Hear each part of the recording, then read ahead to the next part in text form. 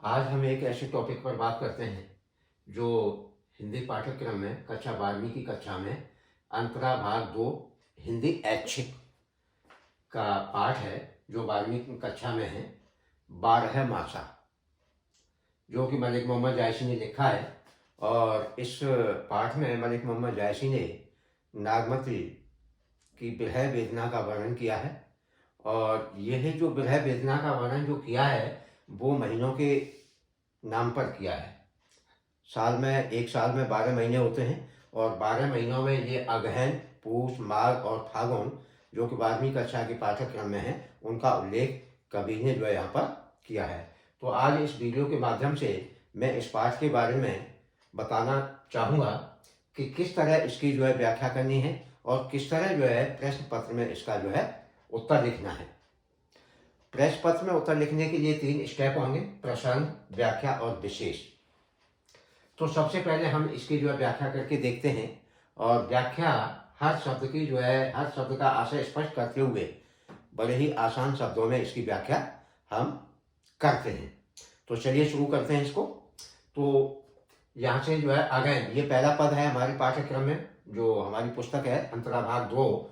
तो इसमें पहला पद है मलिक मोहम्मद जायसी का, वो है अगहन दिवस, अगहन महीने का।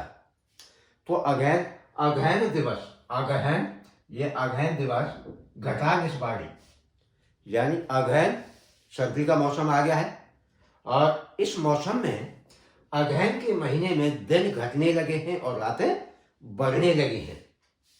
ऐसे समय में दूवर दुख जायकिमकारी, यानी विरह वेदना और दुगनी हो गई है और उसको जो है काढ़ा नहीं जा रहा है, उसको जो है मतलब चैन से जो है व्यतीत नहीं हो रही है, वो दुख दे रही है। यानी अगहन के महीने में सर्दी बढ़ जाने के कारण भी विरह वेदना जो है बढ़ गई है रानी नागमती की। तो इस तरह जो है रानी नागमती सर्दियों में भी अपनी विरह वेदना का उल्लेख कर रही है। और ये उल्लेख क्यों कर रही है? क्योंकि उसका पति जो उसके पास में नहीं है, उसको छोड़कर कहीं दूसरी जगह चला गया है।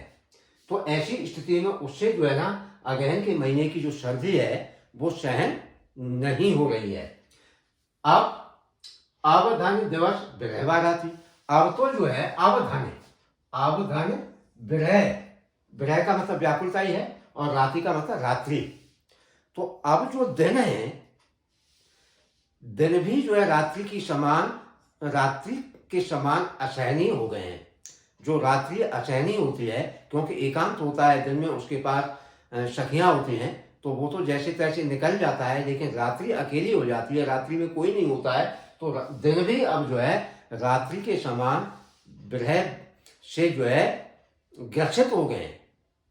उसमें मतलब रात्रि में, दिन में भी जो है विरह बढ़ गया है उसका। और किस तरह बढ़ गया है? जरे विरह जो दीपक बाती, जिस प्रकार दीपक के अंदर बाती जलती रहती है, उसी प्रकार विरह रूपी वेदना रानी नागमती के हृदय में जल रही है। स्पष्ट है? इसके बाद है कांपा हिया जनाबा शिव। कांपा हिया का मतलब हृदय, जनाबा का मतलब मनुष्य, इंसान, शिव का मतलब ठंड।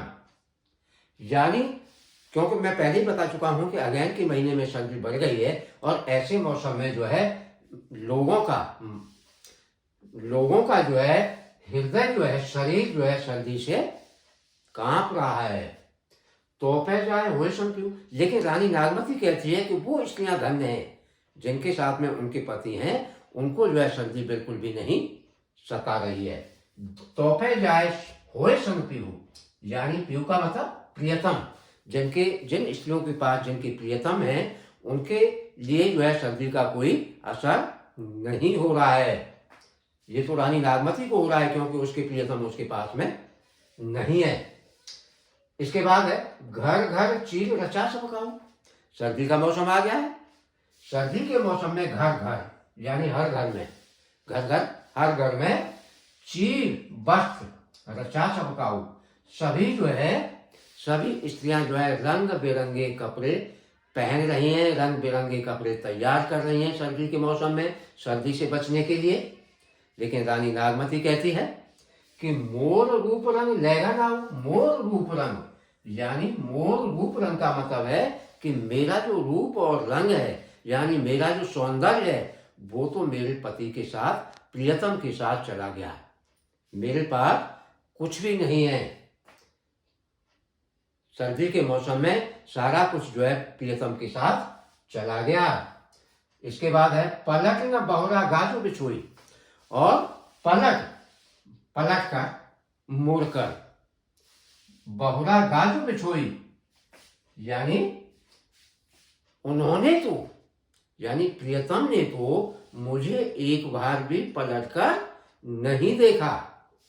वो जब से गए तब से लौटे ही नहीं। उन्होंने दोबारा जो है मेरी खबर भी नहीं दी कि मेरी जो है पत्नी किस हालत में है, कैसी है। अबहू, लेकिन आगे रानी नागमती कहती है, इतना अलग होने के बावजूद भी रानी नागमती कहती है कि अबहू फिरे फिरे रंग सोई।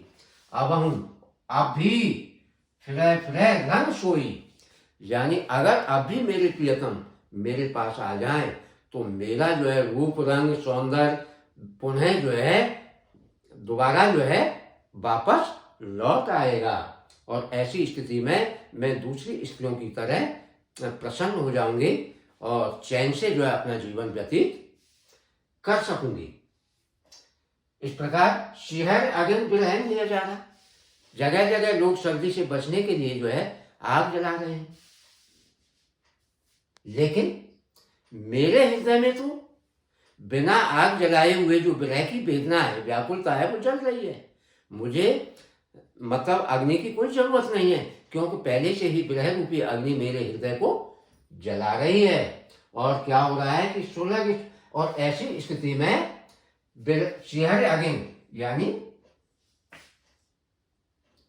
लोग जो है सर्दी से बचाव के लिए जगह जगह जो है आग जला रहे हैं, लेकिन मेरे हृदय में तो पहले से ही जो है विरह रूपी अग्नि जो है जल रही है। मुझे किसी जो है आग की जरूरत नहीं है। सुलग सुलग दद गए बेचारा।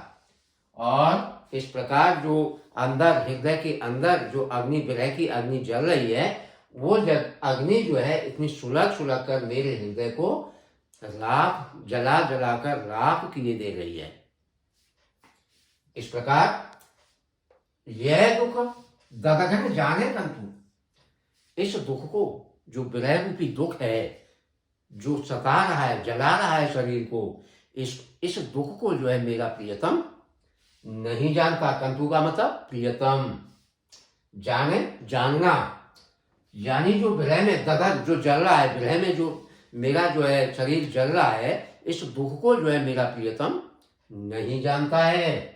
जोवन जन्म करे बचपंतु, यानी जोवन का मतलब यौवन, युवावस्था, यानी जो भी मेरी जो है यौवन था उसको जो है जलाकर उसने राख कर दिया है। यानी यौवन के साथ साथ, अगर हम कहें जोवन जन्म, जो यौवन के साथ साथ या शरीर को भी जलाकर राख कर दिया है, भस्म कर दिया है।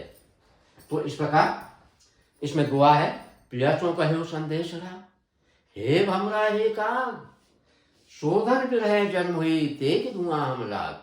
रानी नागमती, भमरा यानी भौरा, रानी नागमती यानी भमरा यानी भौरा, काग कौआ यानी प्रिय, प्रियतम, प्रियसों कहो संदेश रहा, संदेश रहा, संदेश, सूचना।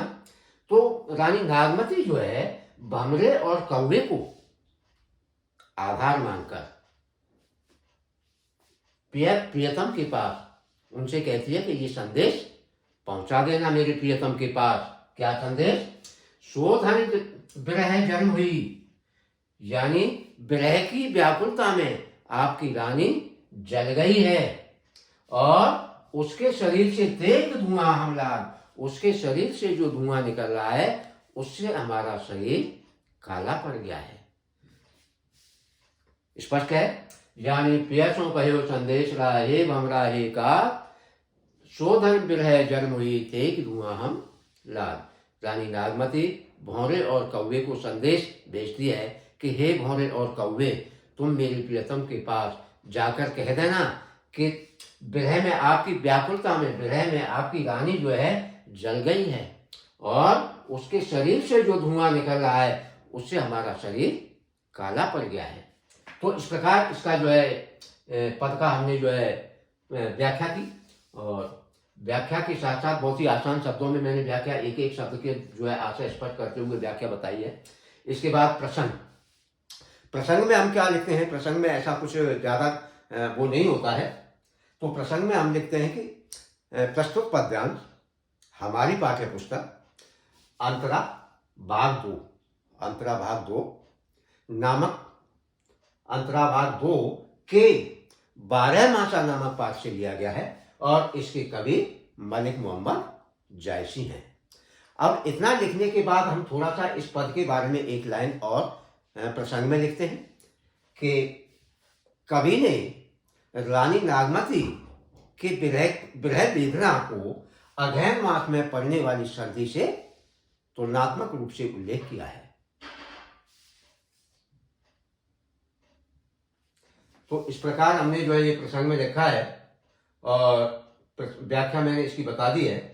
और विशेष में हम लिखेंगे, विशेष में इसमें क्या क्या विशेषता है इस पद में उसके बारे में हम लिखते हैं। तो सबसे पहले हम इसके बारे में बताएंगे कि इसकी भाषा अवधी है, क्योंकि मलिक मोहम्मद जायसी की जितनी भी कविताएं हैं वो अवधी भाषा में लिखी गई हैं। इसके बाद ये पद जो है, छंद जो है चौपाई और दोहे में लिखा गया है, चौपाई और दोहे में लिखा गया है।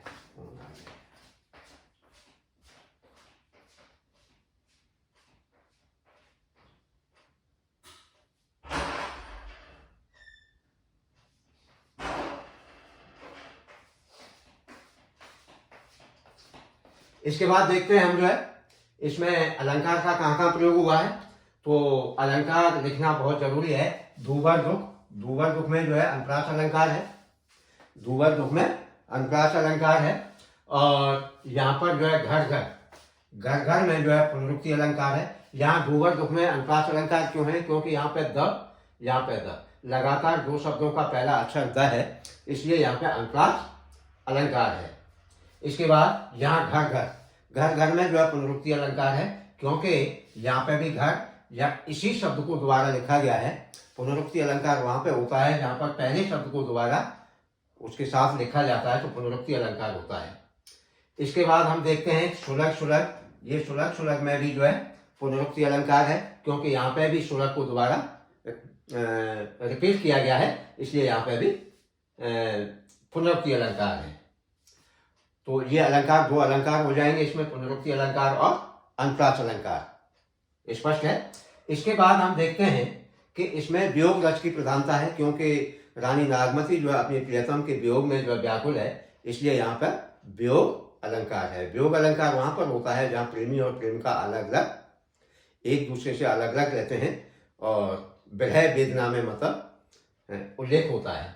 तीसरा इसमें है, इसमें जो है इस पद में मलिक मोहम्मद जायसी ने कौवे और भौरे को आधार मानकर रानी नागमती के द्वारा भेजा गया संदेश को बड़े ही सटीक शब्दों में वर्णन किया है। और अगहन मास की सर्दी का उसकी विरह वेदना के साथ बड़ा ही सटीक वर्णन है। तो इस प्रकार हम इसको जो है करेंगे तो निश्चित रूप से जो है ये बहुत एक अच्छा इसकी व्याख्या होगी और ये बहुत अच्छा एक प्रभाव बनाता है। और